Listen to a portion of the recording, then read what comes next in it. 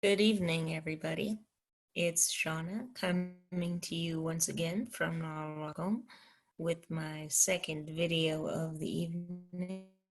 Today is Sunday, May 3rd, 2020, and we are marking 7 weeks exactly since our self-isolation slash quarantine slash lockdown began here at Norwalk Home. And I am coming to you in this video with the seventh book that I read.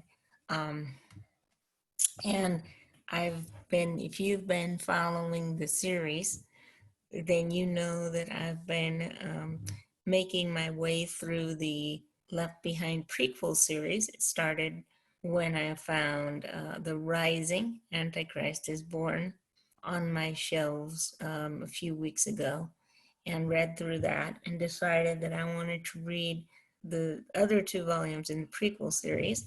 And today I'm coming to you with the third book in the series called The Rapture in the Twinkling of an Eye by Tim LaHaye and Jerry B. Jenkins. And this book is by far the strongest in the prequel trilogy, I feel. Um, it chronicles what you would probably know as the rapture, the catching up, the catching away of the church, the adherence to Christianity, and it follows the lives of our main characters, Rayford Steele, his wife Chloe, his wife Irene, and their daughter Chloe, and their son Remy Jr., as well as several other side characters that have major impact in the upcoming books.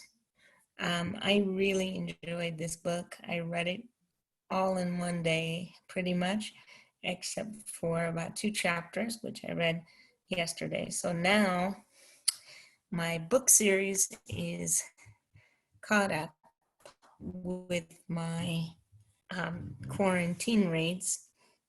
So if you're following the progress of the series, you know that I endeavored to read one book for every week that we've been in isolation, and I've managed to do that. Um, about 6 of those books, no, 4 of those books have come off straight off my shelves, and 3 of those books have been from other places. But I do plan to get back to my shelf reading. I am in progress with another book um, of short science fiction stories that I hope to put up by the end of the week that I'm making my way through right now.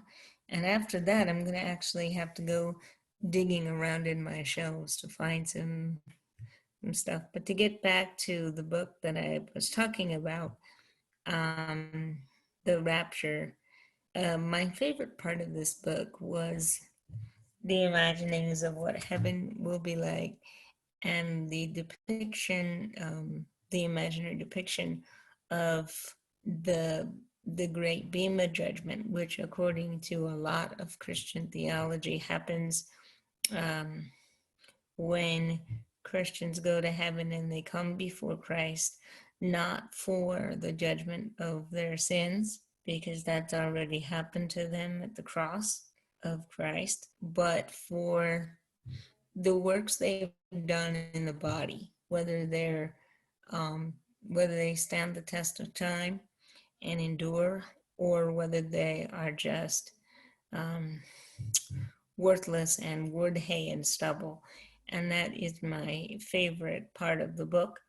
Um, if you do like some of the themes which I've talked about in previous videos in the series, then I would highly suggest that you, even if you were kind of um, on the fence about the first two or had mixed reactions about the first two, I would highly suggest that you start with this book and then read the main series.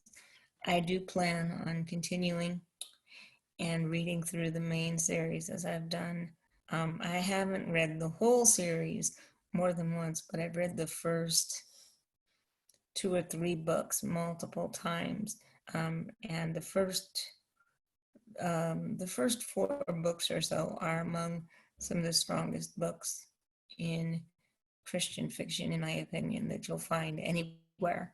So if you want to continue to follow my progress, you're more than welcome to do so. I'm planning to finish a couple of other books before that, and I might intersperse another trilogy there. But as I said, not to spoil too much of this book, but there's some really compelling things that happen that set the stage for book one of the main series.